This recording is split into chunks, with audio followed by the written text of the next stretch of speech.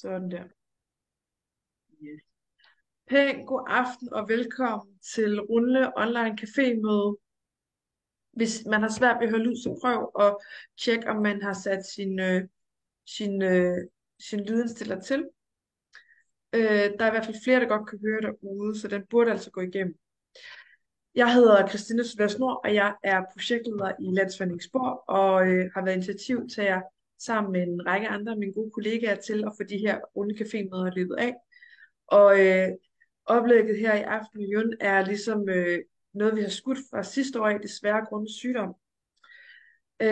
Undervejs i det her cafémøde, der vil der være mulighed for at stille spørgsmål, vil Jørgen fortælle meget mere om. Men indtil videre må I meget gerne være muted. I bestemmer selv, om I har lyst til at have billeder på.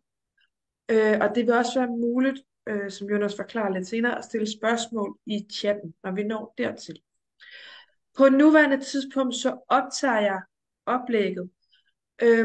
Og det gør jeg, fordi der er rigtig mange, der har efterspurgt det, men jeg stopper optagelsen, når vi begynder at stille spørgsmål, og det gør jeg simpelthen af respekt for jeres spørgsmål, og det behov, der kan være for at være private.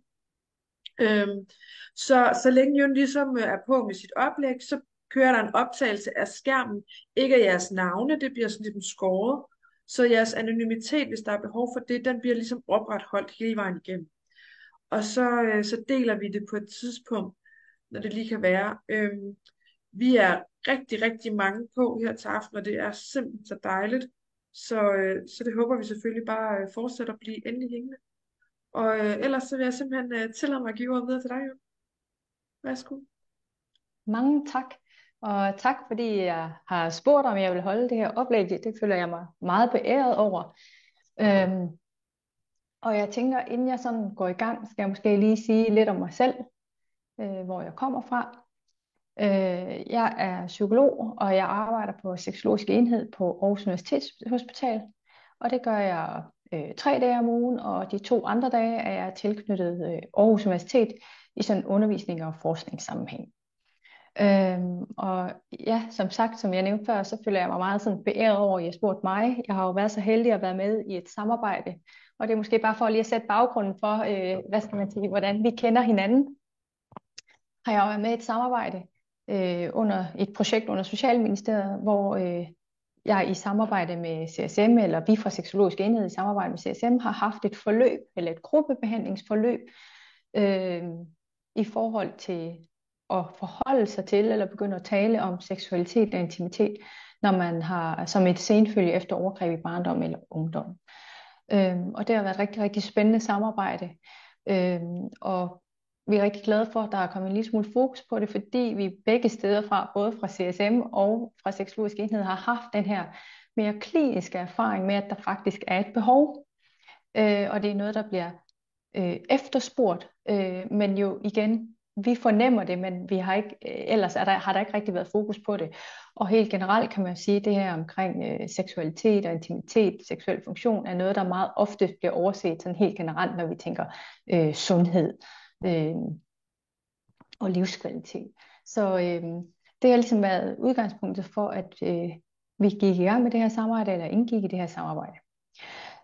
For at det ikke skal være mig, der taler her i det næste lange stykke tid, så håber jeg, at vi kan få en dialog. Det tænker jeg er meget mere interessant, og Christina og jeg har allerede snakket om, at nu bliver det optaget, og noget af det, jeg kommer til at sige, bliver optaget, men når I begynder at dele eller spørge ind, så har vi snakket om, at så er det selvfølgelig i anonymiseret form.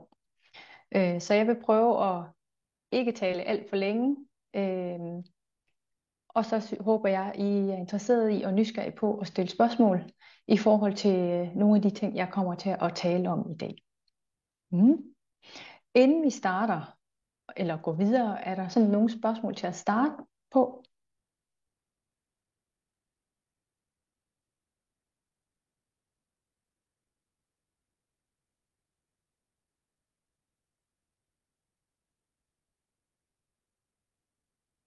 Nej, jeg kan ikke rigtig, og det er fordi, jeg kan simpelthen ikke se, alle de deltagere, der er.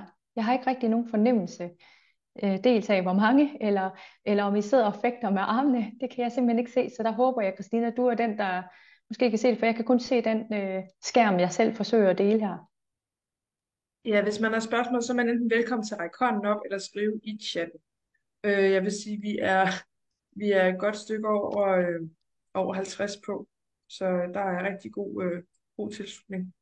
Men der er ikke nogen, der er markeret, og I markerer igen bare med den der, altså den her reaction, I kan gå ned og finde nede i bjælken nede i bunden, eller også så kan I skrive i chatten, skal jeg selvfølgelig nok prøve at følge med der så godt som muligt.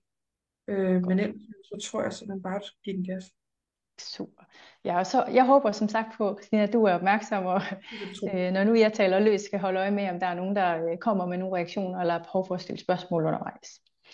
Noget af det, som jeg godt kunne tænke mig at komme lidt ind på i dag, det er det her med, hvordan kroppen reagerer. Og det her med, og vi kommer også, og ja, det jeg også vil komme ind på, det er, hvordan vi kommer til at adskille, og det her kan man sige, det gør jeg selv her. I indledningsvis vil jeg sige, der er kroppens reaktion, og der er sindets reaktion. Men jeg kunne godt tænke mig, at vi måske også kommer til at ende ud med at tale om, hvordan vi ligesom kan samle de to og tænke det som et hele, som jo kan være rigtig svært. Så kunne jeg godt tænke mig, at vi kommer til at tale lidt om, hvad er sunde grænser, og hvad er sund åbenhed, fordi det er noget af det, der kan være rigtig, rigtig svært, det er, hvad er en grænse egentlig, og hvordan mærker man den? Og når vi så taler omkring det at være intim og turde have en seksualitet, så kan det være rigtig svært at afgrænse, hvad er det så en åbenhed? Hvordan bliver den naturlig for mig? Og måske i det hele taget, hvad er det egentlig, der er naturlig åbenhed? Så vil jeg lige sige kort, sådan lidt mere overordnet, hvordan udvikles seksualitet, og det bliver meget kort, men den her tanke om, hvad er det egentlig seksualitet er i det hele taget, hvad er det for en betydning, vi giver den, og hvorfor er det så vigtigt? Og det her med at være ture og være seksuel og intim. Og det gør jeg, fordi at vi oplever, at det er, når vi så ser nogen, som har seksuelle vanskeligheder som en senfølge, så oplever vi, at det er noget af det, der kan forekomme som utrolig relevant og vigtigt, men også noget af det, der er allersværest at gå ind i. Og det håber jeg lidt måske, at det her kan være med til at åbne en lille dør på klem, om at det er faktisk noget, vi dels ved noget om, og noget af det, vi synes er vigtigt at tage fat på. Godt. Så skal jeg se, om jeg kan få min computer til at reagere, så jeg kan komme videre. Godt. Så det, jeg godt kunne tænke mig at starte med at tale lidt om, det er det her med kroppen.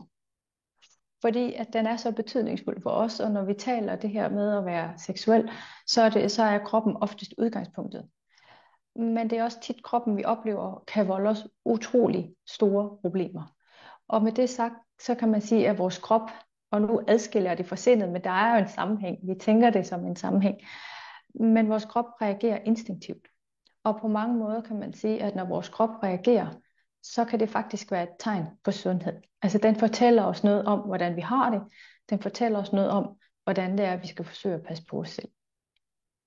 Så det her med kropsbevidstheden, det kan være dens tilstand, altså hvordan er det, vi egentlig har det i kroppen, og de signaler, den sender til os. Og det kan være det helt basale, som vi jo prøver på at lægge mærke til, men selv de basale tilstande kan være svære. Det her med, om man er sulten eller om man er træt, der kan vi allerede her nogle gange lægge mærke til, at det kan vi faktisk ikke altid helt finde ud af, om vi er. Og først når det er nærmest gået ud over grænsen, lægger vi mærke til, at der var faktisk et behov. Kroppen prøvede at fortælle os noget. Så er der smerte, og så er der velvære. Så vi kan jo både mærke, hvornår for eksempel noget gør ondt, og det er noget, vi skal stoppe med. Men vi kan jo også i kroppen, det er jo også den, der giver os besked om, at det her, det føles rigtig rart. Det er et godt sted at være. Det vil vi gerne have mere af, eller vi vil gerne forblive det her sted. Kroppen er også et sted, eller kroppen fungerer jo som det i det hele taget, at vi kan gå og tale og bevæge os. Det at den er jo på rigtig mange måder totalt automatiseret. Altså det, at vi trækker vejret, det at vi kan spise noget osv. Så på mange måder, så har kroppen, kan I se hele skærmen? Godt, fordi det kan jeg ikke selv. Vi kan godt se skærmen hjem. Altså, men det er som om, at det sidste stykke, hvor der står kropsholdning, det er skåret over. Og der kan man ikke se Nej. det hele. Lavede jeg nu en fejl? Nu er du gået fra at dele det som sådan en slideshow til, vi kan se både ude i Ja. venstre side, hvad der kommer derefter. Er det kommet tilbage igen? Mm. Ikke nu, nej. Nej. Så du skal jo køre den som sådan en fuld slide. Der er flere, der skrev, at de ikke lige kunne læse det nederste på dit slide. Ja, det kan jeg godt. Det kan jeg nemlig heller ikke selv. Nej.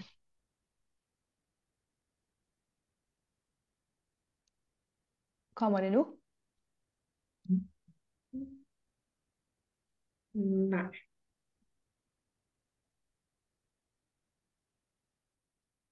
Nu kommer det. Vi Godt. kan stadigvæk ikke lige Ja, læse det nederste, men det kan være, at du nej. kan. Ja, Men det kan jeg nemlig heller ikke selv. Så det beklager jeg, at mit PowerPoint setup ikke lige er til det her det er jo. format. Hvis jeg på en eller anden måde kan flytte den her. Måske her. Ja, der er et eller andet i setupet, der gør, at man ikke kan se det. Nå, men beklager lige den tekniske afbrydelse her. Så, Man skulle tro, at jeg ikke var en newbie, men det er jeg så alligevel med det her.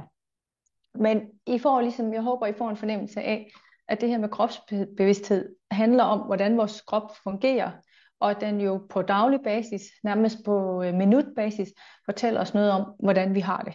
Hvad er det, vores grænse er? Hvordan er det, vi har det? Og det er ret betydningsfuldt, fordi vi har en tendens til mange gange at overse, hvad er det egentlig, kroppen gerne vil fortælle os. Godt, så er jeg lidt i. Og noget af det, der kan ske, det er, at man kan have oplevelsen af den her lukkede krop. Så den her fornemmelse, vi normalt vil have, eller vi taler om, vi skal have her, det man kan sige, det slide, der var der før, det er ligesom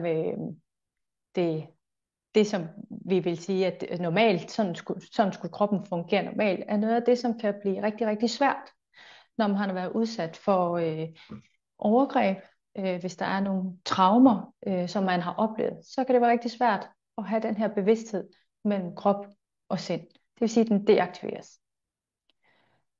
Man kan også sige, at mange gange så kan den her følelse være mere somatisk, og nu har jeg skrevet indlejre som en somatisk snarere en psykisk oplevelse. Og det er fordi, på, på mange måder, så vil vi i psyken gerne komme væk fra det. Vi vil gerne undgå at tænke på det. Men på en eller anden måde, så kan man sige, at de traumer, vi har oplevet, de erfaringer, vi har, de sætter sig i kroppen. Så selvom vi forsøger bevidst at tænke, nej, det vil jeg glemme alt om, det skal ikke følge mit liv, eller vi måske endda får det fortrængt så meget, at vi dårligt nok kan fremkalde det i hukommelsen, så sidder det på en eller anden måde i kroppen. Og kroppen vil hele tiden måske give nogle signaler om, at der er et eller andet her, man skal være opmærksom på. Mange gange så kan man sige, at det her ved at have været udsat for overgreb også indebærer noget helt basalt, som hjertebanken, frysen og åndenød, og at der er noget, der føles ubehageligt i kroppen. Og det er her, hvor vi hele tiden er i kontakt med kroppen, men ikke altid måske får fortolket eller får forstået helt, hvad det er, der egentlig sker i kroppen. Og det vil sige, at vi kan på en eller anden måde komme til at fornægte de signaler, der egentlig kommer fra kroppen. Og det kan være de sansninger, der er indenfra, men det kan sørge også være de sansninger, der er udefra. Og det vil sige, at når der sker noget, den stimuli, der kan være på vores hånd, eller på ansigtet, eller andre steder på kroppen, kan være rigtig svært ved nogle gange at mærke det hele taget, eller at vi kan være det, vi kalder oversensitiveret. Det vil sige, at der skal næsten ingenting til. Samtidig med, at fordi den her deaktivering har fundet sted, kan vi have svært ved at tolke, hvad er det egentlig, det betyder, at vi reagerer så instinktivt, som vi kommer til at gøre. Så kan man sige, at der er noget omkring sindet her. Hvordan er det så, vi kommer til at tænke om alt det her? Så når der sker de her ting i kroppen, for de sker jo, det håber jeg ligesom er på plads nu. Kroppen har ligesom læret de erfaringer, vi har været udsat for. De har læret traumerne. Men så gør vi noget med sindet. Og det gør vi jo selvfølgelig i et forsøg på at passe på os selv. Men det betyder også nogle gange, at det, vi sidder med sindet og opmærksomheden, kan løbe afsted med os. Så nogle gange så kan vi tænke, at kroppen, den mere bliver noget, som der skal gøre noget. Vi bliver ligesom adskilt fra vores krop, og kan komme til at tænke, at kroppen er noget, det er et redskab. Og vi ved godt, at vi har den, men det at forholde os til den ellers, kan blive rigtig, rigtig svært. Det vil sige, at vi ved godt, at vi skal bruge den til at arbejde med, eller vi skal udføre noget med. men vi er adskilt. Så det der med at fornemme, men hvordan har den det egentlig med? Nu har jeg gjort rent i 5 timer. Hvordan føles det egentlig i kroppen? Har vi ikke rigtig nogen fornemmelse af, men vi ved, det er det, kroppen kan bruges til. Vi kan sagtens udføre de her ting. Det er meget funktionelt at tænke på sin krop på den her måde. Man kan også sige, at det vi også kommer til at opleve tit, det er, at kroppens behov og signaler, det bliver forstyrrelser. Så når man begynder at mærke, jeg er egentlig lidt træt, eller det her føles ikke rart, så bliver det sådan lidt det er bare et irritationsmoment. Og rigtig mange gange kan vi have en tendens til, at vi ligesom grænseoverskrider det, vi egentlig er i stand til. Selvom kroppen på mange måder giver os alle mulige signaler om, at det her, det føles faktisk ikke rigtig rart.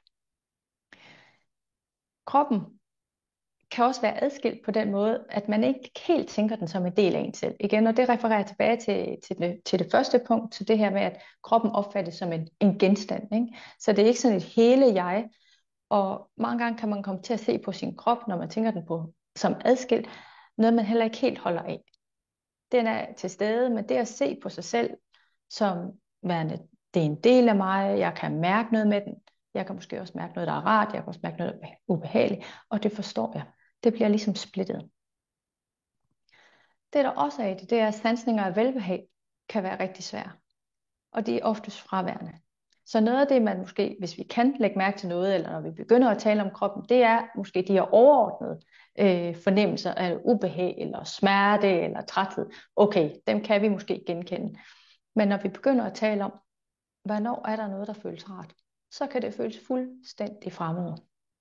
Så den her fornemmelse af at kunne genkende de her signaler, og have givet sig selv lov til at være i kontakt med kroppen, og at der faktisk er noget, der er rart, kan være rigtig, rigtig svært, og være noget, som vi tænker, der skal genfindes.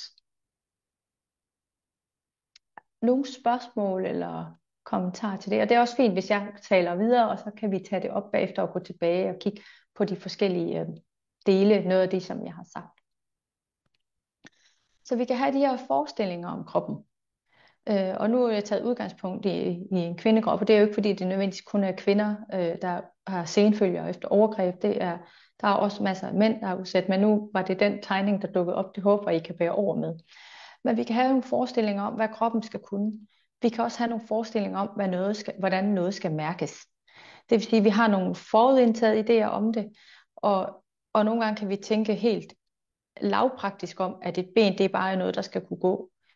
Og det er noget, der skal kunne løbe, eller det er noget, der skal kunne bøje. Så det her med at have en forestilling, men det er faktisk også noget, der kan sanse andre ting, og det giver en fornemmelse, og det kan også fortælle noget om velvære, bliver noget sværere for os. Vi kan også have en idé om, at kroppen er noget af det, der skal gøre det, som andre beder den om.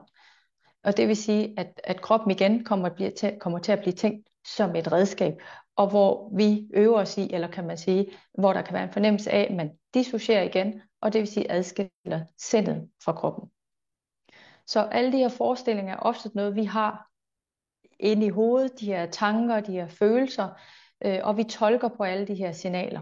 Og det kan være rigtig svært for os, når vi ikke har den her kropsbevidsthed, eller kontakt til kroppen, og egentlig at få bundet de her forestillinger, vi har om kroppen, sammen med det, vi egentlig mærker i kroppen. Og det er jo der, hvor det bliver rigtig vanskeligt, når man gerne vil være også et seksuelt væsen. Fordi det at være seksuel, det at kunne mærke en lyst og et behov, jo rigtig meget handler om den her kontakt, der er til kroppen. Og turde have en forestilling om, at det er faktisk okay for mig, at noget føles rart, og at det er det her, jeg gerne må gøre.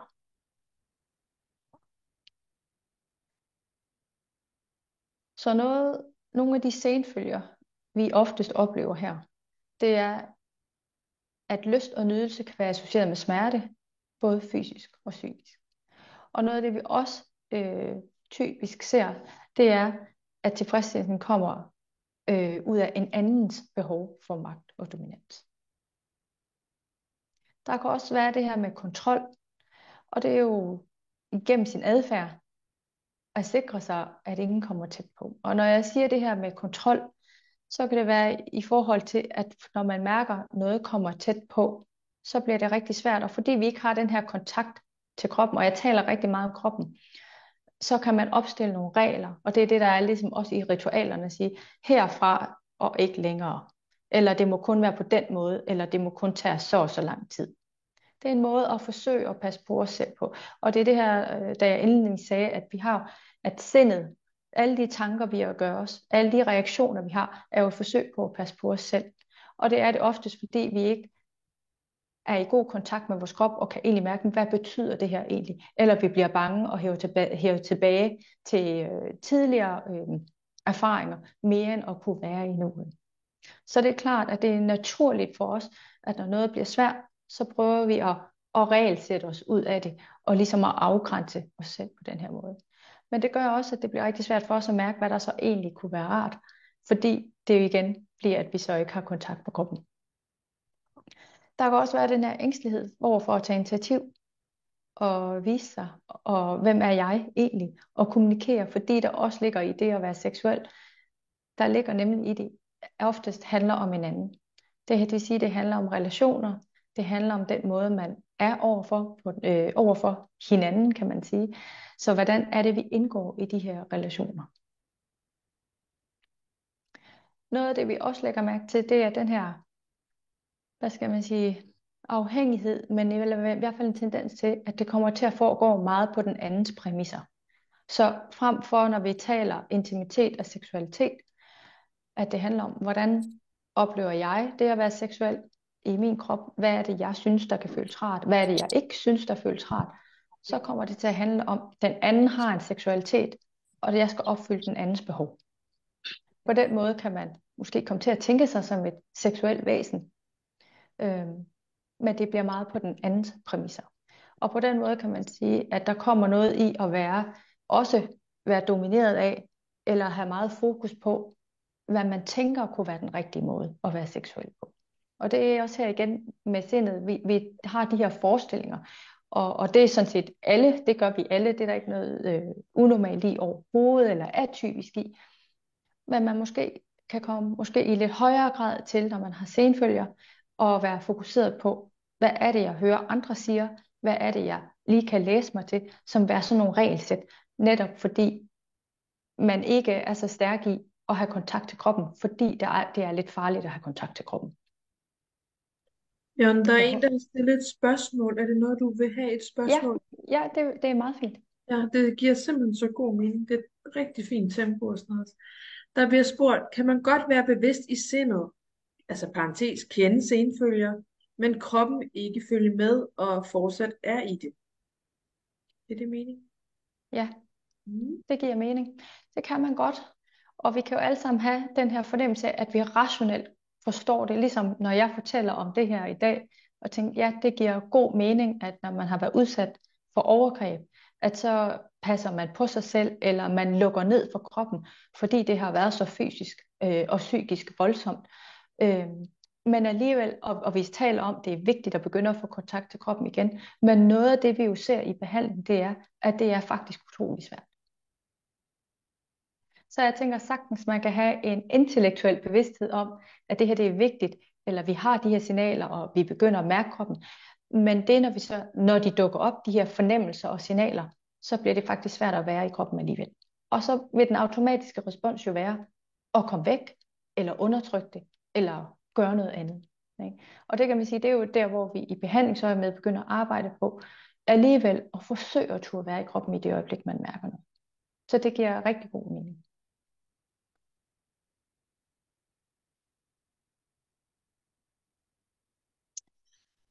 Noget af det, der også ligger i det, når vi taler om kroppen eller sindet, og nu begynder vi at blande det sammen, sind og krop, ikke? Altså, at der er jo faktisk en sammenhæng. Det er, at når vi taler om det her med at være intim eller være seksuel, så begynder vi måske også at tænke noget om det, fordi at vi allerede har nogle forestillinger om, hvad det kunne indebære, hvad er det, vi skal leve op til, hvad er det, vi tror, den anden vil have af os. Og det i sig selv giver jo også anledning til nogle kropslige fornemmelser.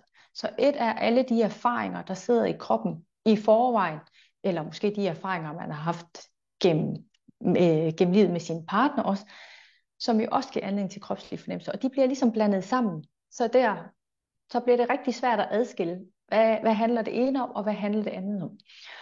Og når vi så ikke er i god kontakt med vores krop, eller i hvert fald måske kun sporadisk kan være i kontakt med kroppen, så får vi selvfølgelig en masse katastrofetanker. Eller begynder at tænke, der er også noget galt med min krop, eller hvorfor vil den ikke det her?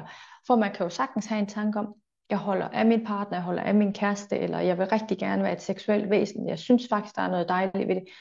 Og alligevel i det øjeblik, når man indgår i en seksuel relation, så kommer der nogle fornemmelser, som måske ikke er så genkendelige, eller er de genkendelige, eller er de ubehagelige, eller er de egentlig ikke ubehagelige. Og det er også noget af det, vi taler meget om. Hvordan er det egentlig, man kan forstå alle de her signaler? Man kan godt mærke noget i kroppen, og så straks, det første man gør, det er at tænke, det her det er ubehageligt, det skal jeg væk fra. Så man når jo dårligt nok at finde ud af, jamen var det egentlig den spænding, man mærkede i maven, var det sådan en positiv spænding, eller var det en negativ spænding? Men fordi vi er så hurtige til at reagere, fordi vi jo igen gerne vil passe på os selv, så når vi faktisk ikke helt derhen, hvor vi får mærket, om det egentlig var noget, der kunne være rart. Og så kan man sige, der kommer jo en erfaring med, at det her så er et farligt sted at være. Det vil sige, det at indgå i en intim relation. Og så får vi jo lejret det i sindet, som værende også noget, der er farligt. Så selv der, hvor man kan tænke, jamen jeg stoler på min partner, han eller hun har været der gennem mange år, jeg ved, han eller hun aldrig kunne finde på at gøre noget, som jeg ikke vil have, så reagerer kroppen og sindet, som om det var en reel trussel. Og det kan jeg jo godt se, det forstærker jo de erfaringer, man tidligere har, men det viser også, hvor kompliceret det her egentlig er, når vi tænker det at indgå i en seksuel relation, hvor vanskeligt det kan være. At det her, det er båret af rigtig mange faktorer, rigtig mange elementer, som jo kan være svære at se på, opdage eller forstå, når man lige er i det. Så det er bare for at sige, at det her det er det, vi kalder frygt-respons-modellen, hvordan noget kan blive forstærket. Så vil jeg sige lidt om grænser. Det her med, hvornår må man sige stop? Fordi det er jo også noget, det vi snakker rigtig meget om. Og særligt kan man sige, det kan jo være svært, hvis man tænker, jamen, skal jeg så reagere på kroppen altid? I princippet, så vil jeg bare sige ja. Men der er jo noget med at reagere på kroppen på en måde, hvor man tænker, men jeg vil gerne forstå kroppen. Jeg vil gerne forstå, hvad er det her for nogle signaler. Så når vi taler grænser, så prøver vi selvfølgelig at finde ud af, jamen, hvad er det specifikt, du lægger mærke til i kroppen. Og så noget andet, jeg vil sige, inden jeg går videre, det er, at man må altid sige stop. Det er også noget, det vi taler om. Det er altid vigtigt, at man har den mulighed, at man kan sige stop. Fordi man kan indgå en relation og tænke, nu er jeg seksuelt aktiv, den anden har den her forventning. Det kan godt være, at jeg mærker noget, der ikke er rart, men nu har jeg sagt A, så må jeg også sige B. Samtidig med, at der er den her senfølge, at det også er den, hvad skal man sige, asymmetri, man har været indgået i tidligere. At der har været så meget pres på, der har været den her manipulation, der kan have været, som jeg nævnte tidligere på de tidligere slides, der kan have været grooming, der kan have været trussel, alt muligt forbundet med, at det her, det er, at det her må man ikke sige stop til. Så det her med at begynde at opdage, at man altid kan sige stop, er også vigtigt. Og det er ikke fordi, igen kan man sige, det ved de fleste godt intellektuelt, og vil også kunne sige højt, det ved jeg godt, jeg må sige. Min partner vil også sige, det er helt okay, jeg siger stop. Men der er et eller andet i kroppen, der nogle gange gør, at det bliver rigtig, rigtig svært. Når det er sagt, så kan man sige, at vi i behandlingen arbejder med, hvad er en grænse egentlig, og hvordan er det, man mærker den her grænse. Men noget af det, vi altid peger på, det er, at vi har ret til at bestemme over vores egen krop. Vi er også forskellige, og vi reagerer forskelligt. Og det er også rigtig vigtigt. Fordi man jo oftest vil sætte et spejl op og sige, jamen hvordan reagerer andre på det her? Eller der er jo ingen andre, når der bliver lagt en hånd på låret, de får ikke et chok. Så det her med at opdage, men der er jo en grund til, at lige præcis dig eller du får et chok lige præcis i den her situation. Fordi den her type berøring knytter sig måske til en bestemt erfaring. Jeg håber, det giver mening herude, altså må I endelig spørge ind. Så det man kan sige, det er, at vi mærker vores grænser igennem kroppen, og igennem huden, og igennem følesansen. Og vi får også en fornemmelse af, igen, hvor er det? Der er et hele mig. Nogle er 1,80, nogle er 1,50, nogle vejer 40 kilo, nogle vejer 80 kilo, nogle vejer 100 kilo. Altså vi har en eller anden afgrænsning af os selv. Og det interessante er, at når vi ikke har den her kontakt til vores krop, så kan den her afgrænsning være rigtig svær for os at mærke. Vi kan faktisk nogle gange miste den her fornemmelse af krop. Og det vil sige, at vi jo også kan have svært ved at mærke, hvor er vores egen grænse, hvor er det, vi egentlig går til.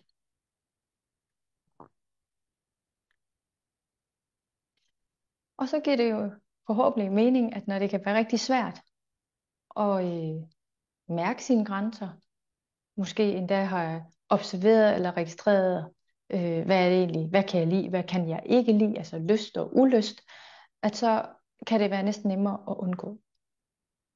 Og det er måske noget af det, vi også oplever rigtig tit. Der er et stærkt ønske om at være i team, om at begynde at forstå sig selv og forstå sin egen seksualitet. Men fordi det bliver så svært, så er det nemmere at lade være og forsøge at gå ind i den relation overhovedet. Og det kan komme helt konkret, kan man sige, at det kan være at holde sig ude af situationer, hvor alle de her negative følelser opstår. Det kan være at gå tidligere i seng, det kan være at gå senere i seng end sin partner, for eksempel. Det kan også være, at man jo rigtig gerne vil have et parforhold, og man måske dater, og man går ud, men så snart noget begynder at komme tæt på, så stopper man relationen. Fordi det bliver så svært at være i. Så kan det også være, at man mærker eller tænker, at jeg sætter grænsen for en sikkerheds skyld. Der er jo meget sikkerhedsadfærd forbundet med det at indgå i relationer. At man egentlig ikke, at man sætter grænsen, før man når at mærke noget ubehag. Fordi det bliver så svært, når man er i ubehaget, at kunne være i det. Det kan også være i nogle tilfælde, at man slet ikke er i stand til at sætte grænser. Fordi når du ikke kan mærke din krop, så kan du heller ikke mærke, at det her det er faktisk ubehageligt. Og den måde bliver man slet ikke grænsesættende. Jamen, jeg er lidt i tvivl. Vil du have et spørgsmål nu, eller vil du vente i forhold til det her? Det må gerne komme undervejs. Det er så fint. Der bliver selvfølgelig tak for et rigtig godt oplæg. Så bliver der spurgt, hvordan kan jeg genetablere tilliden til min mand, når han gik over min grænse flere gange, uden at han vidste det? Uden at jeg har sagt det, det gør ondt at sige det, men det var rigtigt. Ja, det er jo et kompliceret spørgsmål, som jeg vil forsøge at besvare, men også sige, at det er et kompliceret spørgsmål, så der er selvfølgelig ikke noget simpelt svar på det. Og noget af det, man kan sige, det er at begynde at opdage, okay, der er faktisk en grænse, der er blevet overskredet. Og nu, hvis jeg forstod det rigtigt, eller hørte det rigtigt, så har han ikke været klar over det. Er det korrekt? Du er muted, Christina. Ja, det er korrekt. Over grænsen flere gange, uden han vidste det. Ja. Så man kan sige, at tilliden her handler måske ikke så meget om, at tilliden skal genoprettes til ham, men tilliden skal genoprettes til en selv.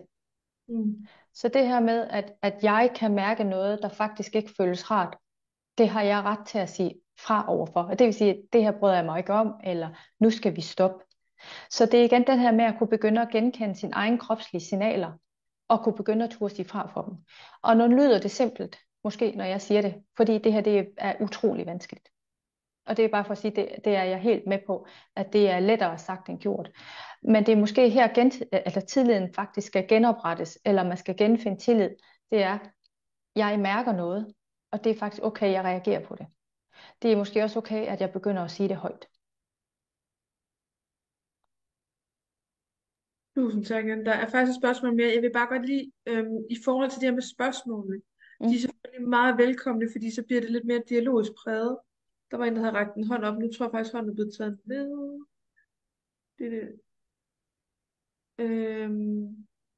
Den er der stadig, den hånd. Men i forhold til de her spørgsmål, dem der bliver skrevet, er selvfølgelig fortsat anonyme i forhold til den optagelse, der er. Men når man går på via mikrofonen, bliver det lidt sværere. Så jeg ved ikke, om man måske vil vente med sit spørgsmål, om det er okay, og man tænker, jeg er bare stadigvæk med uden lyd, eller uden billede. Det vil jeg bare lige være op til overvejelsen. Der bliver lige spurgt i forhold til det her opfølgende spørgsmål. Det er korrekt, at det er til mig selv, det her med tilliden og tak, det er også svært. Er det også svært for alle at sige fra? Altså også folk, der måske ikke har senfølger generelt. Ja, altså jeg vil sige det sådan, at det er ikke kun folk med senfølger. Det kan også være andre.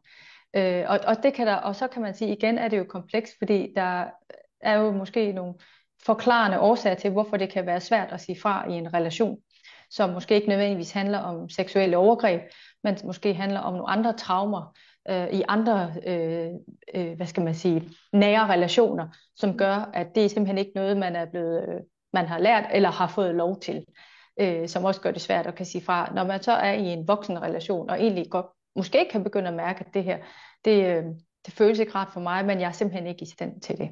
Men det ses også i andre relationer. Ja. Ja. Så er der en, der spørger det her med, før har jeg nyt at være intim, men da jeg begyndte at huske tilbage på min barndom, læste i min papir som barn, begyndte det hele at vende tilbage, og siden har det svært for mig at være intim igen. Hvordan kan det være?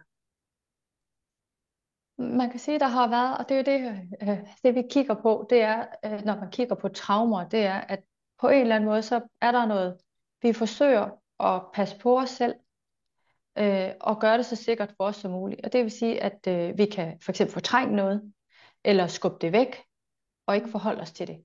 Og det kan man sige, lige præcis der, når noget foregår, at det er jo faktisk en rigtig, rigtig hensigtsmæssig reaktion. Det, der bliver sværere, det er, når vi i voksenreaktionen kan gøre det samme. Og når man så begynder at opdage, der er faktisk noget, der kan være lidt svært for mig, at begynde at forstå det, så kan man begynde at mærke, at det er faktisk knyttet til for eksempel seksuelle relationer. Og derfor så kan man opleve, at noget ikke har været svært, men pludselig bliver svært, fordi man begynder at forstå, at det her er der en sammenhæng med. Noget af det, vi også ser, når vi kigger på det her med at være seksuel eller intim, det er, at man indledningsvis i et forhold måske godt kan have oplevelsen af at kan være seksuel og være intim, men i det øjeblik, at relationen begynder at blive betydningsfuld, og man begynder at blive tryg, og det vil sige at give lidt slip på kontrollen måske, give lidt slip på sig selv, begynder at give plads og rummelighed for at kunne mærke sig selv, så bliver det svært. Og det er jo en utrolig svær situation, fordi man jo er i et forhold, hvor man har oplevet, at det ikke var besværligt, og noget var lige til, og føle det som om, at det var det naturligste i verden. Og hvorfor så, når vi har det godt, eller lærer hinanden bedre at kende, måske endda har fået børn, hvorfor er det så, det bliver svært? Og det er simpelthen fordi, at der er hypotesen, at det er fordi, man begynder at føle sig tryg. Det at opnå måske psykologisk tryghed, giver også anledning til, så begynder vi også at mærke os selv. Så noget af alt det, der har været undertrykt, og vi ikke har haft kontakt til, det begynder at vende op til overfladen. Giver det mening? Det er så fint. I er simpelthen så gode til at skrive spørgsmål. De kommer lige så stille drøstende ind, og de bliver selvfølgelig også interesseret, kan man sige. I kan bare skrive direkte beskeder til mig, der hedder Christina, og der bliver sagt 1000 tak for svaret. I skal bare skrive til Landsforeningen Spor. Det er ligesom den, hvis I vil have det helt lukket der. Jeg ved, der kommer et spørgsmål lige om lidt, men ellers så bare fortsæt du. Jeg fortsætter. Så fint. Noget af det, vi også taler om, det er fordi, at det kan være så utrolig svært, for eksempel hvis man er i en intim situation, og verbalt at skulle sige nej. Verbalt at give udtryk for, at det her føles ikke behageligt. Så noget af det, vi arbejder med, det er, at man også kan sætte grænser nonverbalt. Ikke? Så det her med at opleve at få en fleksibilitet i, at det handler ikke om, at nu skal man midt der, hvor man tænker, at nu er vi tæt på hinanden. For det er jo også noget af det, vi kan opleve, når vi er seksuelle, så er det, at man kommer tæt på hinanden på en anden måde, og så skal man til at ødelægge det ved at sige, at det her, det føles ikke rart. Så det vi også taler om, det er, at der er andre måder. Man kan måske flytte hånden, eller man kan skubbe sig en lille smule, eller man kan rykke sig, eller man kan røre andre steder. Og det er jo, der vil jeg sige, det er jo noget, man også skal tale om med sin partner om, hvis man jo i hvert fald er så tryg, man kan tale om det, at det kan være vigtigt, at det er det, man gør i forhold til sin partner. Så partneren også ligesom har forståelse for, okay, det er ikke en afvisning. Det handler ikke om, at du ikke har lyst til at være sammen med mig her, men det handler om, at lige det her, det føles måske ikke så rart. Og vi tænker måske, hvor svært kan det være, men det er faktisk utrolig svært at være verbal lige i det øjeblik, man er i det der intime moment. Så der kan det være givetigt, at vi også tænker, at det at sætte grænser ikke kun behøver at være verbalt, men det så måske kommunikeres nonverbalt. Når vi har spurgt det her med grænser, som bliver svære at sætte, er det så også derfor, man kan komme ud for flere overgreb? Ja, det kan man sige, det giver rigtig god mening. Altså man reagerer jo på nogle bestemte måder, og det vil sige, at det kan jo være svært for den anden at aflæse, simpelthen, og svært for en selv at få sagt fra, hvad det er. Så hvis man nu går i freeze mode, altså man bliver simpelthen handlingslammet, så kan det jo være svært for den anden at aflæse, at det her, det er faktisk ikke noget, den anden har lyst til. Og det er selvfølgelig lidt svært at vide, om det er direkte, altså om intentionen her er et overgreb, eller det måske er situation, som vi nævnte før, at man har været i et parforhold, hvor man har ligesom været i en situation, hvor partneren har gjort noget, som man oplever som grænseoverskridende, men partneren har ikke gjort det intentionelt. Det håber jeg giver mening. Der kan selvfølgelig være forskel.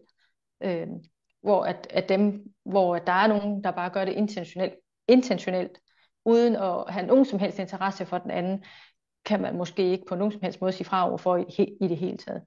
Men ja, der er helt sikkert noget omkring den måde, vi reagerer på. Og hvis man går i freeze mode, jamen, så er det jo utrolig svært. Så er det jo det, vi gør. Vi bliver simpelthen handlingslammet. Og det er igen også en overlevelsesreaktion på, okay, så prøver jeg at ligge stille så længe som muligt, eller forsvinde væk fra det her moment, for at kunne være i det, ikke også? Ja. Og det kan jo selvfølgelig, altså nu siger jeg selvfølgelig, men det er jo ikke en selvfølgelighed. Men det kan jo være noget, man simpelthen har lært i forhold til de tidligere traumer, eller de tidligere overgreb, man har været udsat for. Jo, hvis der er blevet sagt, du må ikke sige noget, det her det kommer til at gå ud over dig selv, eller så sker der det her, og så bliver dine forældre skilt, eller du må ikke gå til noget, eller det kommer til at gå ud over en søsken, eller hvad det nu kan være. Ikke? Så bliver det næsten også induceret her. Du bliver lammet. Ikke? Jo. Tusind tak. Så kommer vi til her med omkring lyst og behov. Fordi når vi taler omkring seksualitet og intimitet, så er udgangspunktet altid for os i behandling, at udgangspunktet være, at det har man lyst til, og at man kan genkende et behov. Og det kan være rigtig svært. Vi talte i starten om, at det kan være et sted, hvor man slet ikke er i stand til, eller oplever, at man egentlig mærker noget, som føles rart. Man er måske mere neutral, så mærker man noget, der er skidt, så prøver man at komme tilbage til neutral, så det i hvert fald ikke er skidt længere, og det ikke er smertefuldt. Så det her med at mærke noget, der måske endda være en lille smule rart, kan faktisk have været rigtig, rigtig svært, og noget, man måske kan have svært ved at genkende. Og det er jo også noget af det, vi arbejder på, det er, hvordan er det så, vi kan komme derhen. Og igen kan der være en forskel mellem igen at kigge ud i verden og tænke, jeg skal helt herover, jeg skal have den type forhold, eller når man læser en eller anden roman, eller ser en eller anden film, så skal det føles på den her måde, eller være på den her måde. Ikke? Så der kan være, man kan tænke utrolig langt i forhold til, igen, at tage udgangspunkt i egen krop, og i egen fornemmelse af, hvad er det egentlig, jeg kunne have lyst til. Så det er rigtig meget af det, vi arbejder ud fra. Det er at begynde at tage udgangspunkt, ikke i hvad man har set og hørt, eller tror, man skal være, eller tror, man skal gøre, men hvad mærker du i kroppen? Så igen tilbage i kroppen.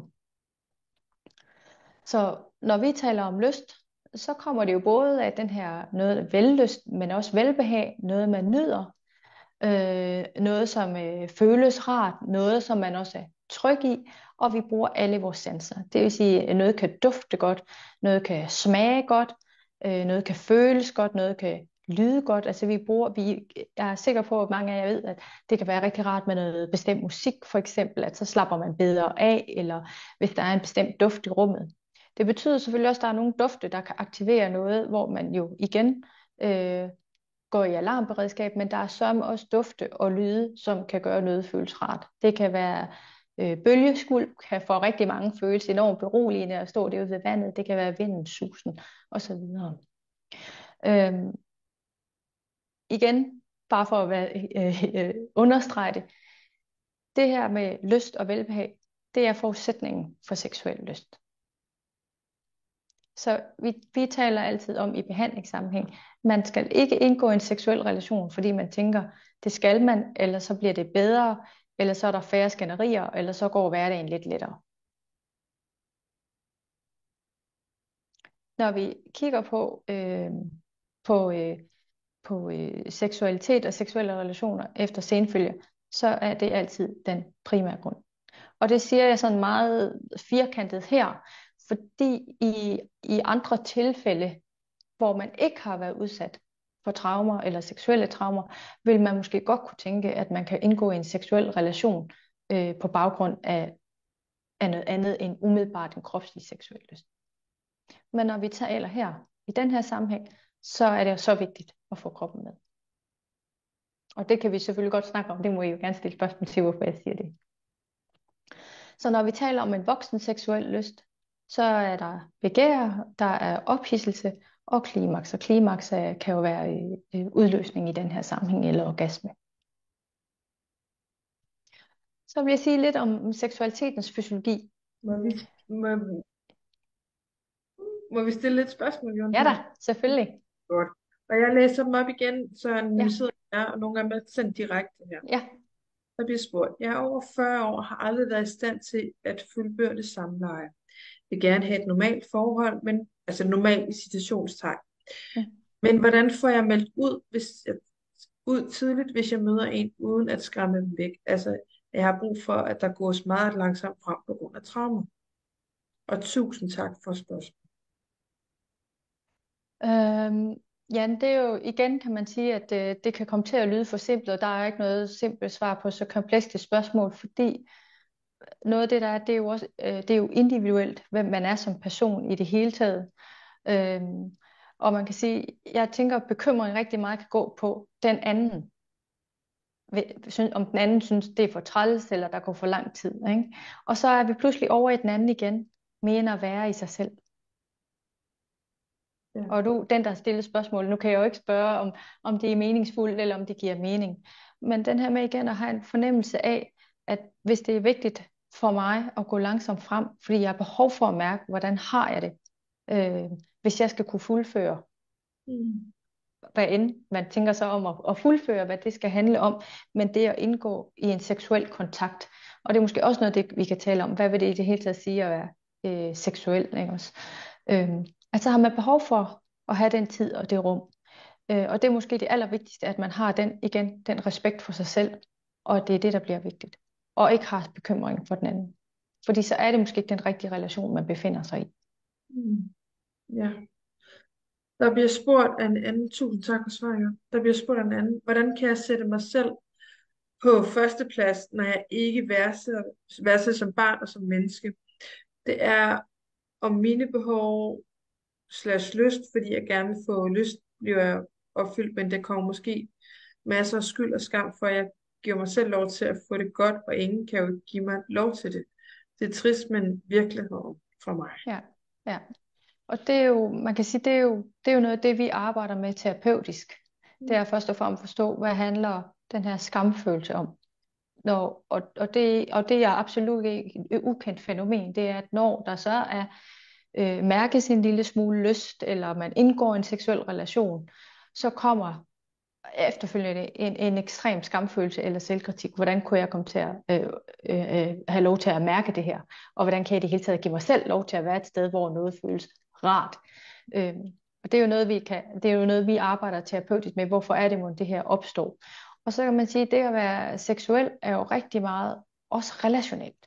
Ikke? Så det her med at begynde at forstå sig selv i et relationelt perspektiv, og det at kunne begynde at arbejde med at være noget værd, og være noget værd i sig selv, og være noget værd i forhold til den anden, er jo det er jo derfra, at det skal vokse, at man kan give sig selv lov til at have nydelse i samværet med hinanden, uden at der opstår den her følelse af skam, eller skyld, eller selvkritik efterfølgende.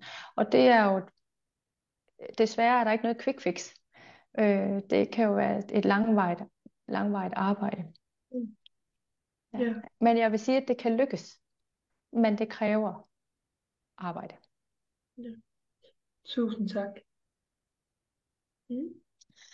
Så vil jeg sige, når vi sådan overordnet, helt objektivt kigger på fysiologi, så adskiller vi jo voksne og børns seksualitet. Og voksne har det, vi kalder en bevidst seksualitet, og børn har ikke en bevidst seksualitet. Og de har ikke sådan en, altså så nogle gange, når man taler om, at de har også en lyst, så er der hele tiden forskel på, at børn kan godt mærke noget, når de er små, og tænke, ej, det er selvfølgelig stimulerende, eller sjovt, eller dejligt, men de tænker det ikke som seksuelt begær. De tænker det ikke som seksuel ophidselse. Der sker noget i deres krop, og fordi, når man er lille, lad os sige, og ikke er udsat for noget traumatiserende adfærd fra nogen, der er meget ældre, eller det kan også være aldersvarende, så giver man lov, fordi de er jo faktisk i vældig meget kontakt med deres egen krop, ikke? Og reagerer på, det her det føles rart, så det gør jeg noget mere i. Ikke? Eller det her det føles ikke rart, så det vil jeg helt sikkert stoppe med. Så derfor adskiller vi meget skarpt, at børn kan godt have en lyst, de kan godt blive stimuleret, og de kan synes noget, der er dejligt. Men vi oplever det ikke det samme som voksen seksualitet, og det tænker jeg er ret vigtigt, at vi får adskilt. Børn, de indgår helt automatisk i leg og undersøgelser med hinanden. Igen, så bliver øvelsen jo også der, at finde ud af, hvad er grænserne. Også selvom det kan være alderssvarende børn. Hvad er naturligt? Hvornår bliver noget voldsomt? Hvornår bliver det grænseoverskridende? Så kan man sige, det som vi adskiller sig også, det er, at barnet i sig selv ikke tænker, at ophidselse og tilfredsstillelse er et mål i sig selv. Altså det er rigtig meget nysgerrigheden, der driver det, og den her nu og her fornemmelse af, at noget kan føles rart eller dejligt. Mere end det for mange voksne er, at der er et mål. Ikke? At jeg vil godt nå et sted hen, fordi det ved jeg, det har jeg prøvet før eventuelt. Eller man kan tænke, at det er noget, man bør gøre, eller det er noget, man skal.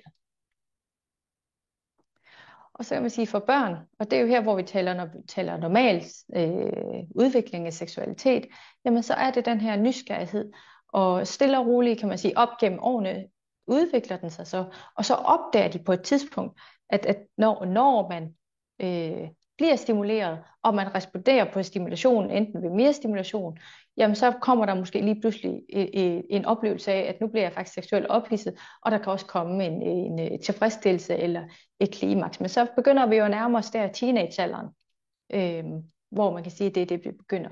Og der kan man sige, på alle de her niveauer, når man er barn eller ung, teenager, der kan den her udvikling af seksualitet blive forstyrret. Og så vil sige, at man får jo et forvrænget, når man så oplever noget andet, enten at det bliver grænseoverskredet, eller det er smertefuldt, eller det er farligt, og det er det jo oftest, er det jo en sammenhæng af de her tre ting, af de her tre elementer, så bliver ens seksualitet jo forvrænget. Alt det her med nysgerrigheden, det her med, at det er en leg, og det er noget, der føles frit, og det er noget, jeg gør med mig selv, og noget, jeg gør med en anden, fordi det føles sjovt, forsvinder fuldstændig. Så der kan man sige, at man kan blive forstyrret på de her forskellige tidspunkter i sin seksualitet, som gør, at det bliver en smule forvrænget, og at den seksualitet, man så udvikler, er på et andet grundlag. Så er der noget af det, som vi tit bliver stillet spørgsmål om, og det er måske lige så meget i undervisningssammenhæng fra andre, som måske ikke kender eller har de her oplevelser selv. Når vi kigger på fysiologisk respons, så er der jo en sammenhæng mellem hjernen og genitalierne, det vil sige kønsorganerne. Og når man stimulerer kønsorganerne, så er der ligesom en respons op til hjernen om for eksempel, at nu skal du blive varm, eller du skal få varm i skeden eller i kønslæberne, eller at for mændene at få en erektion. Og den sker helt automatisk. Og når vi taler seksualitet og taler seksuel lyst, så er det ikke det samme. Man kan sagtens have en automatiseret fysiologisk respons, uden at have lyst.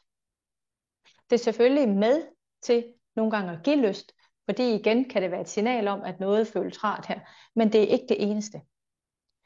Så igen bliver det tydeligt, hvor komplekst det her, når vi taler lyst og seksualitet, at der sker forskellige ting i kroppen, der sker forskellige ting i sindet, og på en eller anden måde skal det spille sammen. Men det er bare for at sige, at mange gange peger man på, jamen altså hvis der kommer lubrikation, det vil sige hvis man bliver våd, eller man får en erektion, man bliver varm, åndedrættet ændres, det bliver hurtigere, så er det det samme som man har lyst. Det er det ikke. Det er en automatiseret fysiologisk respons. Det kan selvfølgelig være et tegn på, at man har lyst, men det er ikke alene et tegn på, at man har lyst.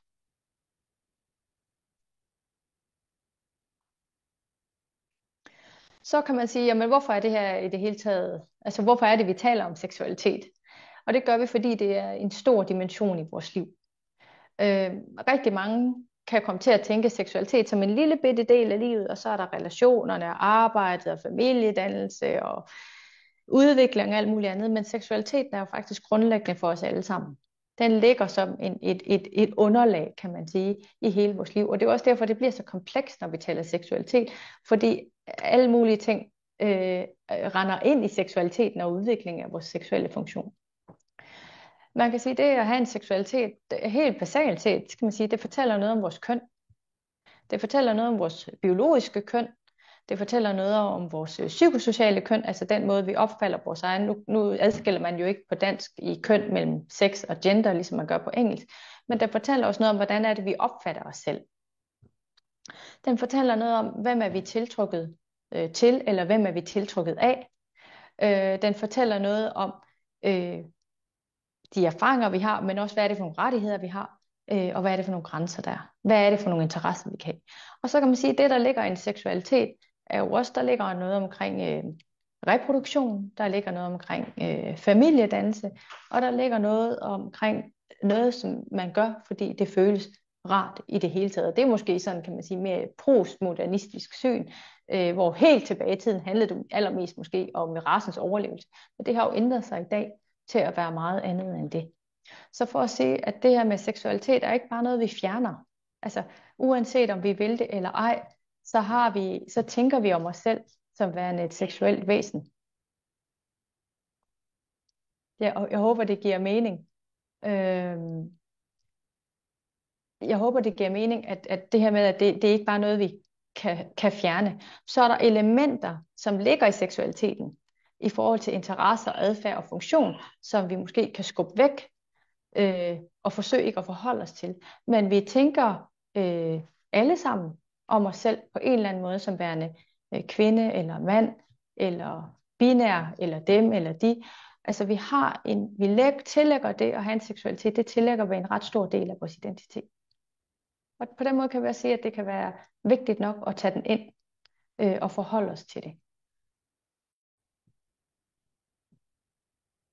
Så er vi i det hele taget, som sagt, er vi jo seksuelle væsener i kraft af den måde, vi er på, men vi er også sanselige mennesker. Så seksualitet handler også om et af erotik, men det handler også om kontakt. Det handler også om, at der er noget særligt, når vi indgår i et partnerskab, som vi tillægger en rolle. Vi tillægger det at være et partnerskab, det at man også kan være et seksuelt væsen, tillægger vi faktisk ret stor betydning, fordi vi som regel ikke er seksuelle med alle mulige andre. Det er faktisk noget, man jo tillægger særligt, måske en eller måske to, nogle særlige roller og betydninger. Og man kan sige, det at være seksuel og også have et fysiologisk drive, det vil sige, der er også noget dybt inde i os, der kunne søge det her. Også det, der driver os til at søge partnere, til at få kærlighed og varme, det at vi ønsker at flytte sammen med nogen, det vi ønsker at have familiedannelse og relatere os. Så i det hele taget kan man sige, at igen, seksualiteten er ret underliggende for den måde, vi bevæger os i verden på. Jørgen, der bliver sådan spurgt her, Ja. der bliver også rost rigtig meget, vil jeg bare lige sige. Der bliver spurgt, hvordan kan jeg være åben og snakke med min partner / mand omkring seksualitet. Jeg mærker stadig en skam, og jeg blusser op under de her samtaler. Ja. Jamen, det er et godt spørgsmål.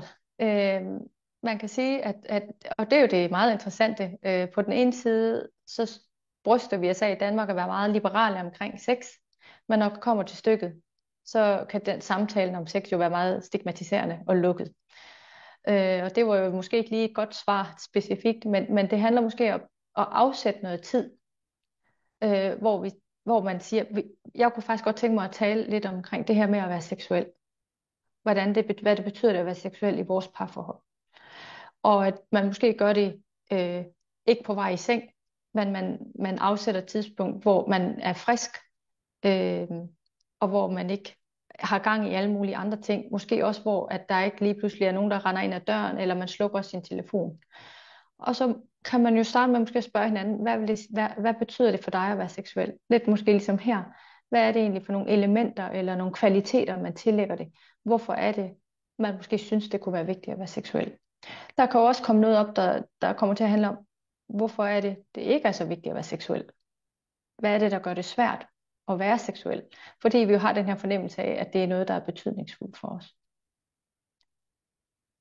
Og så kan man sige, der kan også nogle gange, det kan nogle gange være en hjælp, at man kan tage udgangspunkt i, hvis man kan, der findes jo utrolig meget ulydigt på nettet, men der findes også meget lydigt materiale omkring den seksologiske samtale, eller samtalen omkring sex i parforholdet, som ikke handler om 10.000 stillinger og alt muligt andet, men handler egentlig om, hvordan er det, vi kan tale om, hvilken betydning det har for os.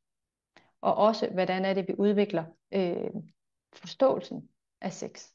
Fordi det vi mange gange også hører, det er, når jeg spørger, hvad er sex? Og så tegner jeg sådan en lighedstegn. Og det første, det der dukker op for de fleste, det er penetration eller samleje. Og fra mit ståsted er sex meget mere end penetration og samleje. Så også det at begynde at udvide hvad forståelsen af, hvad sex er, kan være et godt sted at starte.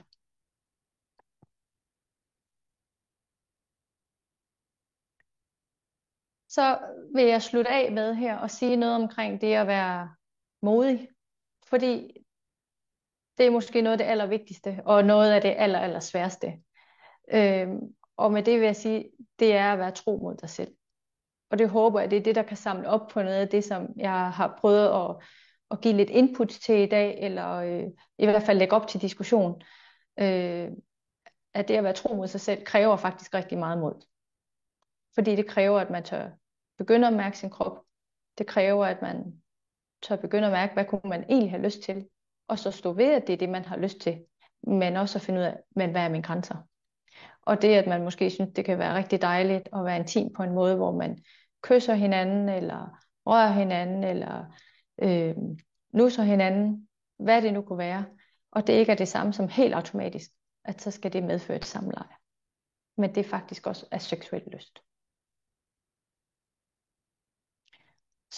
Og så med det vil jeg lige sige, vi oftest her sådan i behandlingsøjemed, der adskiller vi lyst fra responsiv lyst. Så nogle gange kan man tænke, at lyst det er bare noget, der skal komme, og det er bare noget, der skal være der. Men vi tænker meget mere lyst som være noget, der dukker op. Og det vil sige, det betyder også, at der er noget, der skal være til stede for, at man i det hele taget kan mærke lyst. Og det er ikke kun ren stimulation af kønsorganerne. Det er også, om man føler tillid til sin partner. Det er også, om man har haft en god dag. Det er også, at man ikke er træt, for eksempel. Det er også, at man kan genkende, hvad er det, der kunne tænde mig? Hvad er det, jeg faktisk synes, der er dejligt? Ikke? Og vi kan nogle gange komme til at tænke, vi tænker altid meget fordomsfuldt om os selv. Sådan, jeg er også sådan en, der er pladeromantisk, og det er også urimeligt, at det skal tage en halv time eller en time, eller vi kan have alle mulige negative formuleringer om os selv og vores egen seksualitet. Men der kan det være rigtig vigtigt at sige, jamen hvis jeg skal kunne finde en lyst, så har jeg faktisk behov for, at det og det og det er til stede, hvis jeg skal kunne være seksuelt aktiv. Så det her med at begynde at tænke, at lyst også er noget, der er responsivt, og det er ikke bare noget, enten har man lyst, eller så har man ikke lyst. Men at det er noget, der er responsivt. Og så kan man sige, at øvelsen bliver her, og når vi tænker behandling, så handler det jo rigtig meget om at begynde at opdage, hvad er det så, man egentlig kan respondere på, og så være tro mod sig selv på det område. Ja, der bliver sådan spurgt, et af mine største problemer er, at i hjernen har jeg lyst, men i kroppen lukker jeg ned. Ja, og det tænker jeg er et rigtigt godt spørgsmål, men også noget, der er rigtig genkendeligt, som vi hører rigtig ofte. Og det er igen den her med, og man kan jo godt have lyst, og man kan også have lyst i hjernen, og man kan også mærke, okay, jeg tænker faktisk på, at jeg har lyst, og jeg kan også mærke, at der så sker noget med kroppen, men når man så indgår i det, så lukker alt ned. Og der må jeg sige, det vi vil arbejde med det er, i det øjeblik, du lukker ned, hvad er det, der sker? Hvad er det, du mærker i kroppen? Sådan, så man giver plads til både at mærke lysten, men også at lægge mærke til, hvad er det, der dukker op, som hæmmer, at lysten kan fortsætte. Så hvis man tænker på den måde, at der ligger et stykke arbejde i igen, og kunne genkende, hvad er det for nogle signaler. Og så forstå, hvorfor er det, ens krop lukker ned. Og det er jo det, der er rigtig svært at tage fat på. Fordi der jo har været de her overgreb, der har været der, hvor man ikke har mærket lyst, og alligevel har været udsat for noget, som er associeret med det seksuelle rum. Og der ligger jo noget bearbejdning i at begynde at turde tage fat på det.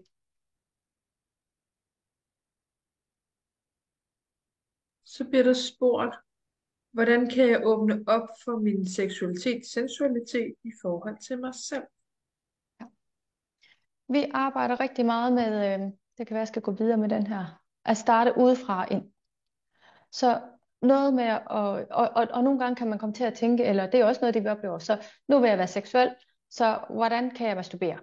Og det er måske groft sagt, ikke? Og nu sætter jeg det på spidsen. Men når vi taler helt fra starten, da jeg talte om lyst, så tænker jeg, når jeg stiger udefra og ind, så tænker jeg virkelig udefra. Og det er måske helt at begynde at opdage, hvornår mærker jeg noget er rart i mit liv? Hvornår mærker jeg, der er noget, jeg nyder?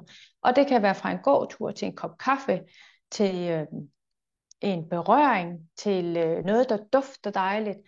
Det her med at kunne begynde at genkende sine kropslige signaler, kan være et rigtig, rigtig godt sted at starte. Og så kan det være, at man tænker, nå, men der er jeg allerede, det er faktisk helt okay for mig. Så kunne det begynde at være noget med at sige, okay, hvordan har jeg det egentlig med at røre mig selv på skulderen? Hvordan føles det egentlig? Er jeg tryg ved det? Og så kan man stille og roligt, og jeg siger stille og roligt, bevæge sig ned gennem kroppen og ind mod kroppen. Så den her fornemmelse af at begynde, hvad er det egentlig for nogle reaktioner, der starter i min krop? Hvad er mine kropslige fornemmelser? Hvad er det egentlig, der sker, når jeg rører mig selv de her steder? Jan, det er så fint, eller vi har igen, altså tak for din meget, meget, dine svar. Der bliver virkelig rost her. Der er Og en, der tak. spørger, ser man ofte, at personer med senfølger har sværere ved at få en orgasme, give sig hen i den forstand til at kunne ligesom opnå fulde nydelse til en udløsende orgasme. Der bliver ligesom sagt, jeg har kun oplevet det én gang, og det har været under et overgreb. Ja, det ser vi helt sikkert en tendens til. Og så kan man sige her i det her tilfælde, der er det at få en orgasme, er jo også blevet forbundet med et overgreb. Så det at turde give sig hen, har jo en historik i det hele taget, hvor at jeg tænker, at her der vil kroppen for alt i verden ikke være en situation, hvor det kommer til at ske igen. Så det giver rigtig god mening. Og det giver rigtig god mening, at i det hele taget kan det være rigtig svært at opnå en orgasme, når man er udsat for seksuel overgreb. Fordi i det hele taget kan det være svært at mærke lyst, og mærke, hvad synes jeg egentlig er rart i den her situation, at den her berøring har, at den her berøring ikke har, kan jeg egentlig mærke noget, hvis jeg er hænder forskellige steder på kroppen, kan det lige pludselig reaktivere tidligere erfaringer og oplevelser, og hvad gør jeg så af dem? Ikke også? Ja. Det er en god pointe.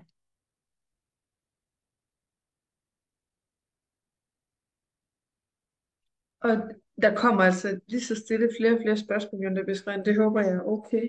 Det er så fint, og så vidt jeg husker, så er det her faktisk også det sidste slide. Ja.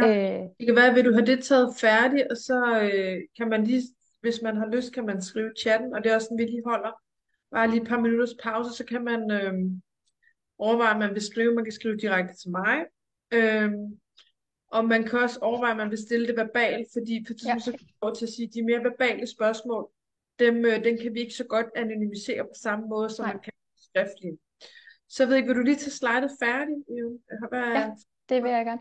Altså, og man kan sige, at jeg var ligesom begyndt på det med det gode spørgsmål, der kom om, hvordan er det så, man kan begynde at være seksuel eller sensuel i en eller anden stand. Og man kan sige, vi taler altså om, det er vigtigt at være tryg ved sig selv. Ikke? Det er jo rigtig svært at gå hen og være tryg. Man kan godt være tryg ved den anden, men hvis ikke man kan kende sig selv eller genkende sine egne signaler, så bliver det rigtig svært at kunne give sig hen til den anden. Så bare det at begynde at mærke sit åndedræt, ændrer det sig i de forskellige situationer. For eksempel, som jeg nævnte før, hvis man rører sig selv på kroppen, når man står i badet, prøver at bruge sig forskellige steder på kroppen, måske med forskellige temperaturer. Hvad er det, der sker i kroppen? Hvordan kan jeg prøve at begynde at forstå dem? Ikke kun som ubehag, men måske også noget, som kan føles ubehageligt. Eller behageligt. Behageligt. Og så begynde at forstå, hvad er det for nogle tanker, der dukker op? Ikke? Er vi i gang? Kommer der tankespind, eller kan man faktisk blive ved med at være til stede i kroppen, uden at man kommer til at komme ud af et tankemønster? Følelser, det gælder det samme, og så de typiske reaktioner. Ved den typiske reaktion være, nu skal jeg ikke være her mere. Ikke? Og måske øve sig i at give, men der sker ikke noget her, jeg står her i mit eget bad, jeg er alene, der kommer ikke nogen. Hvorfor må det være den reaktion, der dukker op? Og det kan være svært jo selvfølgelig at gøre alene. Og det er jo derfor, man kan sige, at det er utroligt rart for os, at der er blevet gjort opmærksom på, at det er faktisk noget, vi har fokus på og gerne vil have mere fokus på. Fordi at der er man har nogle gange behov for, at der også skal facilitering til, at man kan begynde at indgå i den her proces. Ja. Og jeg tjekker lige. Yes, det var det sidste slide. Det er så fint, at der er, altså Jon, det er virkelig, virkelig dejligt, behagelig, god måde at komme igennem. Altså noget, som, og det er jo også kæmpe interesse, vil jeg bare lige så sige. Vi er virkelig mange, der er på. Der bliver igen sagt tusind tak. Mener du, at der er håb for at få en dejlig seksualitet, på trods af, at man har været misbrugt? Jeg kan mærke, at jeg er på vej til noget nydelse, men altså, er der nogle bøger eller noget andet materiale af en art, du kan anbefale, jeg kan kigge på? Ja, jeg tænker helt sikkert, at man kan få en dejlig seksualitet. Men noget, der kan ligge i en dejlig seksualitet, er måske også at få reformuleret, hvordan det er, man tænker om seksualitet. Så hvis man tænker på det som værende, at nu skal jeg have noget af det, som jeg hører, nogle andre har, nogen, som måske aldrig har været udsat for seksuelle overgreb, eller ikke har nogle andre traumer, hvor noget i relationen bliver svært, så kan det måske godt være svært. Men det er jo ikke det samme, som man ikke kan få en dejlig seksualitet, og begynde at lære at nyde nogle ting. Og det håber jeg giver mening. Det er ikke det samme som at sige, at man ikke også kan lære at nyde forskellige seksuelle stillinger, eller forskellige seksuelle berøringer, eller intimitet. Men det er bare for at sige, at vi har forskellige udgangspunkter. Vi har forskellige historikker og erfaringer, som man skal forholde sig til, som jo altid vil have betydninger og trække ind i ens liv. Men det er ikke det samme, som man ikke kan få en dejlig seksualitet. Det handler rigtig meget om at begynde at lære sin egen krop at kende, og kunne give plads til den begyndende nydelse, som vi også hører, der er her, og ikke reagere på den med skam for eksempel, eller selvkritik, men at turde give plads til den og forstå, det er faktisk helt okay, at det er det, jeg mærker nu her. Ja, okay.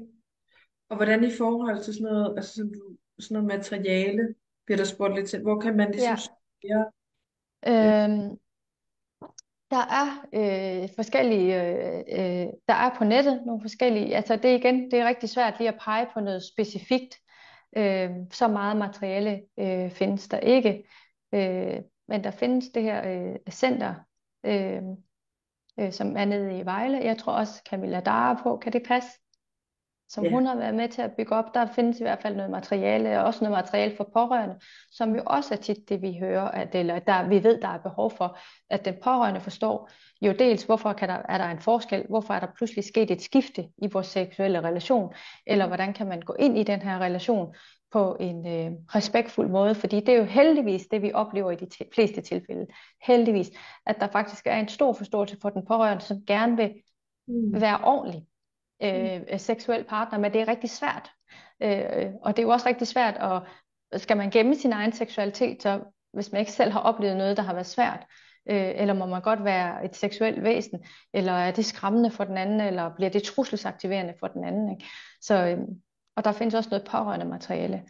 Så er der jo jer, som vi har samarbejdet med, som jeg også tænker er en videns deler på området, og som kan tilbyde både pårørende og til den, der har været udsat for de seksuelle overgreb, og har nogle senfølger efter det, noget information og nogle samtaler. På nuværende tidspunkt, så kender jeg ikke så meget dansk materiale. Der findes nogle podcasts, men de er mange gange på engelsk i forhold til seksualitet. Jamen, der skriver så fint, rigtig godt oplæg også det her. Det er der. Der er det her center, at man vil også rigtig gerne lave en åben version af fagbogen til senfølger ramte.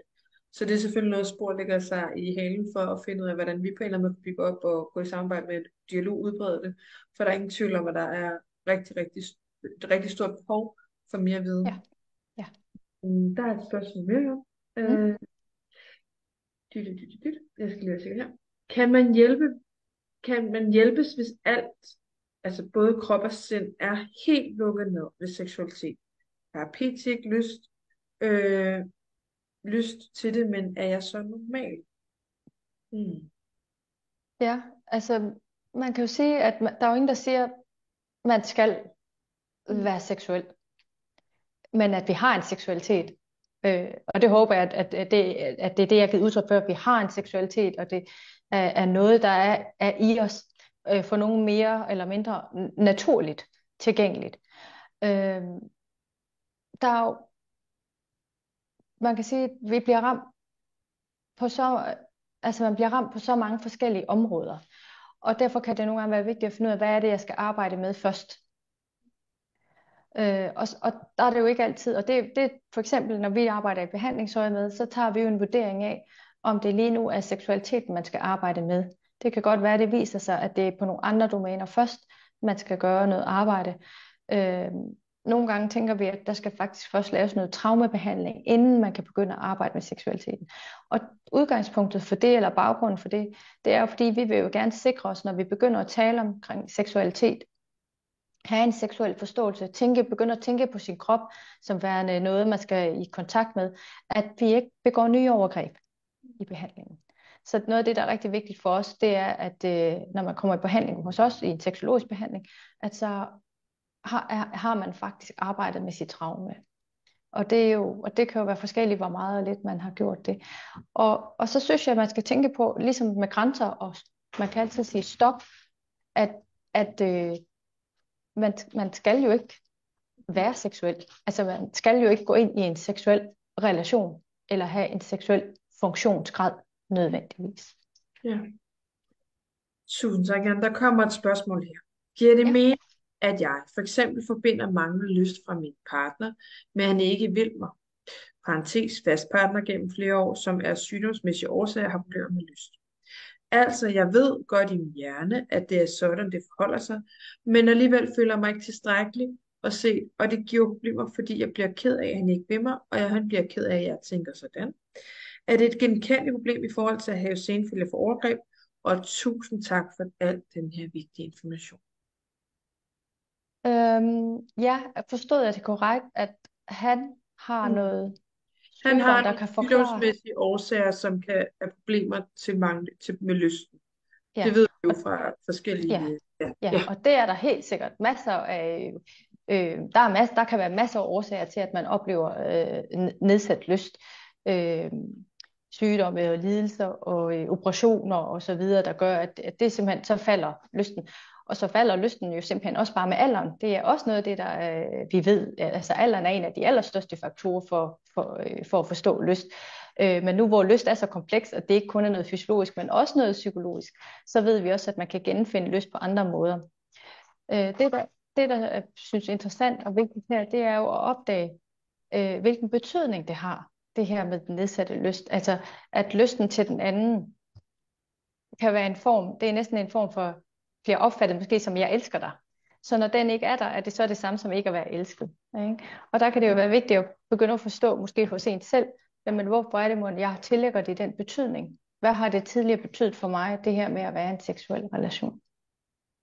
Ja. Jeg ved ikke, om det er svar, eller om det giver mening i forhold til det, med at det kan føles som en afvisning. Og så vil jeg sige, at det er måske helt generelt gældende, at hvis man har haft en seksuel relation, og den anden så gradvist eller pludseligt oplever nedsat lyst, så giver det god mening, at man kan komme til at føle sig afvist. Og så er det igen det her med, at det kan blive svært at tale om. Hvad er det egentlig, det handler om? Ja. Okay. Jamen, tusind tak, Jan. Der bliver spurgt her, min sexlyst svinger ekstremt meget. Jeg kan have lyst det ene sekund, og føle mig beskidt det næste. Ja. Det der er sket efter at tale højt efter min overgreb, eller det er sket efter at tale højt om min overgreb, altså følelsen, jeg tidligere ikke har haft. Er det et genkendeligt problem? Ja. Ja. Det er genkendeligt. Okay. Så det her med, at man kan svinge så meget fra den ene pol til den anden, hvordan kan man sådan gribe det an? Ja, det er et godt spørgsmål. Altså det her med i det hele taget begynde at opleve, at der er, altså man kan svinge i det hele taget, ikke? Og man kan jo måske nærmest gøre det inden for, man kan føle det nærmest sekundvis. Og det at turde give sig selv lov til det. Og tidligere har det måske været forbundet med, at man slet ikke har lagt mærke til, at der har været, altså at man har undertrykt det andet ubehag eller følelsen af at være beskidt. Og derfor har man kunne gøre det måske sådan adskilt, det her med dissociationen, adskilt fra, hvordan man ellers har det i kroppen, eller har det i sindet. Og der kan man sige, at nu begynder det ligesom at poppe op, og så skal man begynde at forstå, hvad handler den her følelse af at være beskidt om? Altså det vil være det ting, umiddelbart sådan det psykologiske perspektiv også ind i det. Hvorfor er det er den her følelse, der dukker op i den her sammenhæng? Og det kan man så sige, der kan komme en bearbejdning af. Og det her med igen at få adskilt, altså det er lidt ligesom den fysiologiske respons, ikke? At det er så noget, der er forkert, eller kan det noget af det, vi tidligere har hørt, jamen jeg var jo våd for eksempel, eller jeg fik jo en erektion, så jeg måtte jo have lyst. Men det her at få det adskilt, og det er interessant, det bliver så, men når man så oplever det som voksen, og måske forhåbentlig i en tryg relation, er det så også igen, nej, her kan det så godt handle om, at det er fordi, du reelt har lyst, ikke? Jo. Så det er den her med, at det kan være signal om lyst, men det er ikke alene et signal om lyst. Og det er det vigtigt måske at fortælle om at få adskilt de to dele. Ja. Tusind tak. Der bliver skrevet her, ja, den får du lige med, inden jeg går videre til næste. Tak for et meget professionelt, kærligt og respektfuldt indlæg. Altså dit oplæg her til aften. Så bliver der spurgt lidt ind til det her med, når du snakker om behandling. Der bliver spurgt, at den her traumebehandling så udgangspunkt i PTSD-symptomerne. Ja, det er et godt spørgsmål. Det kommer an på, hvor man søger behandling henne, kan man sige. Traumebehandling bliver oftest hvad skal man sige, forstået ud fra sådan et PTSD-symptombillede, hvor man jo noget af det grundlæggende bliver de her mareridtslignende-agtige oplevelser eller flashbacks. Det her, man kan opleve angst, åndenød og svedige håndflader. Altså det med genoplevelser, kan man sige, vil være typisk det, vi kalder traumebehandling. Men når det så er sagt, så kan der jo også være andre typer af behandling, som jo også arbejder med traume, selvom man ikke har lignende PTSD-agtige symptomer. Og det er måske mere lignende, hvis man i en årrække eller i noget tid måske netop har undertrykt alle de her kropslige fornemmelser eller symptomer, men så er der noget, der gør, at man begynder at genopdage nogle ting, eller opdage nogle ting, eller begynder at være i en relation, hvor der er noget, der bliver aktiveret, som ikke nødvendigvis giver de her PTSD-symptomer. Men der vil man sige, der vil behandlingen jo være, at man skal arbejde med, hvad er det så, man kan opdage her. Og det er jo sådan typisk noget af det arbejde, man laver på CSM, altså som handler rigtig meget om det relationelle og forståelsen af, hvordan det trækker tråd ind i mange forskellige måder, altså domæner af livet. Hvordan er det, jeg agerer? Kan det forklare nogle måder, jeg har været på tidligere i andre relationer? Og det behøver ikke kun at være seksuelle relationer, romantiske eller intime relationer, men sådan helt generelt. Ja. Så det her med at begynde at få en forståelse for, hvem er jeg? Hvorfor er det, jeg har den her type reaktionsmønstre? Hvad er det, der gør, at jeg har den her personlighed, jeg har, eller måske de her karaktertræk? Ja. Jon, der bliver sådan spurgt,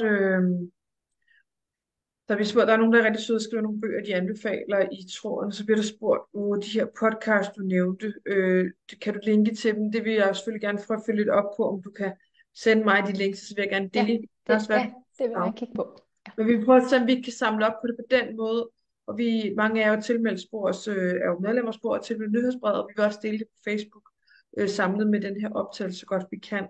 Så vi skal selvfølgelig nok prøve alt, hvad vi kan for at formidle den viden videre, der ligesom bliver delt her. Der er vi at spurgt. Tusind tak for et godt øjeblik. Hvordan kan man date på en god måde? Jeg har begyndt at arbejde i terapi med de overgreb, jeg har oplevet, og vil egentlig gerne date igen. Men hvordan kan jeg gribe det an at date, når jeg har fået brug for at gå langsomt frem? Det er jo langt fra alle, jeg har lyst til at dele min historie med. Jeg oplever også, at der er meget klare forventninger om sex på datingmarkedet. Så udover at sige, at jeg gerne vil gå langsomt frem, hvor har du så godt? Ja, altså jeg vil sige, at datingmarkedet i dag er godt nok en jungle, og det er sådan noget vind eller forsvind, her har sagt, og det forstår mig ret, det er krasse sager. Så jeg tror, og noget af det, man skal passe, altså igen, man skal tænke, at man skal passe på sig selv, og måske ikke skal fortælle helt, altså der er noget med disclosure, altså hvor meget er det, man skal fortælle og ikke fortælle.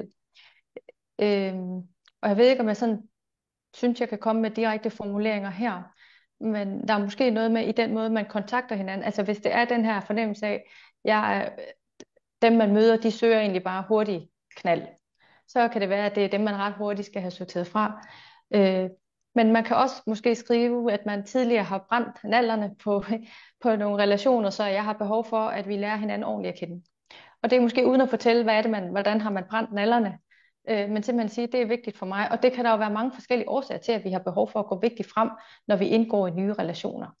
Og igen, også lidt som der var tidligere en snak om, at det her med også at have respekt for sig selv og sige, så hvis andre ikke kan godtage det, så er de måske ikke gode nok til mig. Og det er en anden måde at begynde at tænke om sig selv på. Altså, er de ikke gode nok til mig, hvis ikke de kan gøre det på nogle af de præmisser, jeg har behov for at kan føle mig tryg i relationen. Og der kan der selvfølgelig, og der kan jo ligge et stort arbejde i at nå det sted hen, hvor man føler, man kan have den her respekt, og begynde at have den her kerne af selvværd, og sige, men det er faktisk det, jeg har behov for, hvis jeg skal kunne indgå i den her relation. Ja. Tusind tak, Jørgen. Jeg tænker, jeg er ved at være lidt igennem mange af de eller alle de spørgsmål, der er blevet stillet i chat. Og der bliver også sagt tak for svar. Der kan være nogen, der synes, det er nemmere at formulere sig verbalt. Og nu er klokken egentlig også ved at være dernede, hvor at tiden er gået, men vi har selvfølgelig lidt tid endnu. Jeg tænker, at hvis I har et spørgsmål, I har brug for, og I gerne vil formulere på skrift, så må jeg rigtig gerne gøre det. Men ellers så giver vi den lige 2 minutter, hvor vi lige, jeg ved ikke, lige rejser os op, ryster kroppen. Og så hvis der er nogen af jer, der har lyst til at stille spørgsmålene verbalt, så rækker I hånden op med lappen, og så tager vi det mere dialogisk. Så stopper jeg simpelthen optagelsen nu. Og det håber jeg, I er med på. Så hvis vi lige giver den bare 2 minutter, og I er selvfølgelig velkommen også at skrive i chatten, hvis I tænker, det er så rart for mig at gøre på den måde, så kan vi sagtens gøre det sådan. Ja.